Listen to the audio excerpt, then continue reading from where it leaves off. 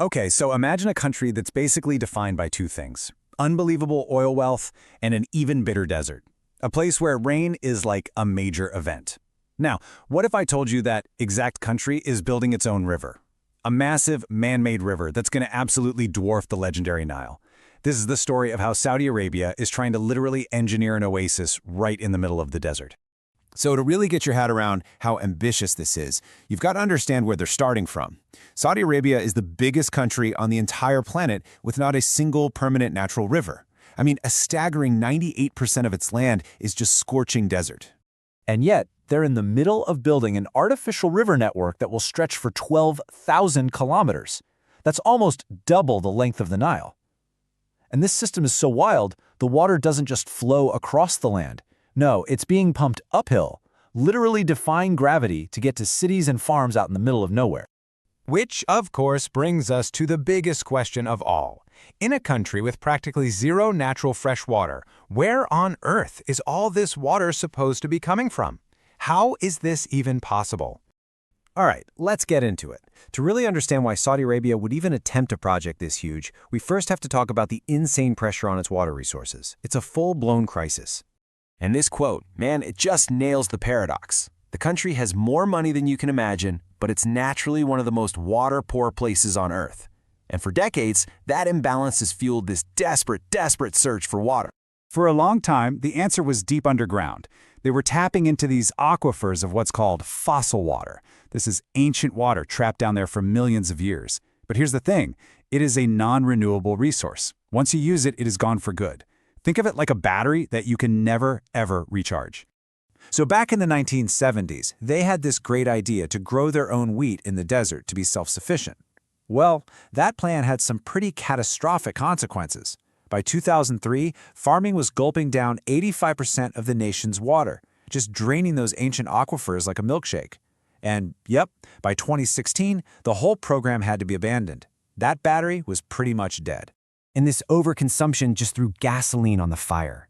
At its peak, the average person in Saudi Arabia was using over 300 liters of water a day.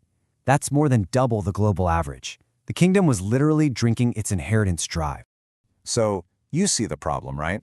Their main source of water was basically gone. Saudi Arabia couldn't just find a new solution, they had to engineer one on a scale the world had never, ever seen before.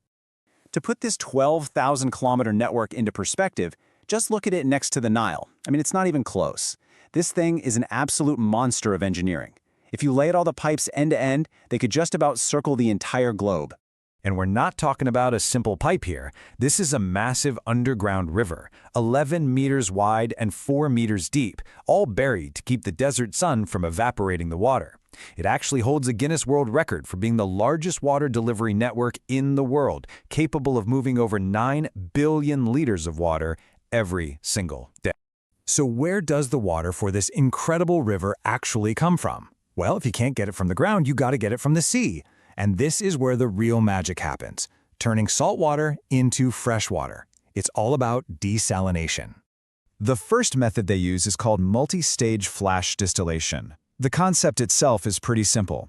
You boil salt water, you collect the steam, which is pure water, and you cool it back down. But the scale is just mind-boggling. We are talking about hundreds of giant steel tanks, each one the size of a football field, all working together. And then there's the second, more modern tech called reverse osmosis, or RO. And this is where things get really high-tech. Instead of using heat, this process uses incredible amounts of pressure to literally squeeze seawater through a super fine filter, a special kind of membrane. So just how fine is that filter? Well, get this. The pores in the membrane are so tiny that not even a virus can get through. This tech filters out 99% of all the salt and minerals, leaving behind water that is perfectly pure. And the big bonus? It's way more energy efficient than that old-school boiling method. But here's the thing. You can't just create an entire river out of the ocean without some pretty serious consequences. For every single liter of fresh water you make, something else gets left behind. And it's creating a massive and honestly, a potentially devastating environmental problem. Take a look at this number. 329,000 tons. Just let that sink in for a second. What could that possibly be? Well, it's the hidden price tag for making the desert bloom. That is the weight of the toxic, super salty gunk, called brine, that's left over as waste every single day. And to give you a sense of scale, that is the same weight as more than 1,600 blue whales, the heaviest animal on Earth, being dumped back into the sea daily.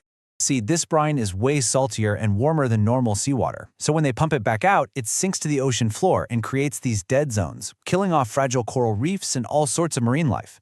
Now, they are working on solutions, like these giant underwater sprinkler systems to dilute the brine. But the really cool idea is something called brine mining, actually pulling valuable minerals like magnesium and lithium out of the waste. You could literally turn a toxic problem into a profitable new industry.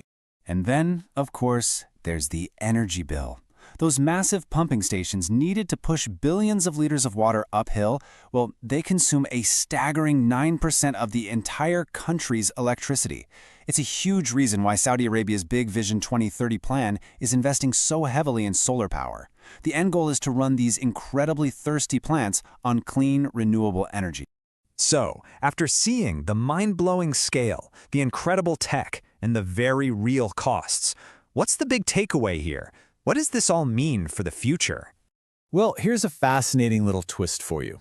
In 2027, Saudi Arabia, the country with 0 natural rivers, is set to host the World Water Forum. I mean, talk about a bold statement. They're positioning themselves not as a victim of water scarcity, but as a global pioneer in creating water solutions through sheer force of will and technology. And that leaves us with one last massive question. Is this incredible artificial river a sustainable blueprint for the rest of our water-scarce world to follow? Or is it a really expensive cautionary tale about what happens when humanity wages an all-out war against nature? The answer to that, well, it might just define our future on a very, very thirsty planet.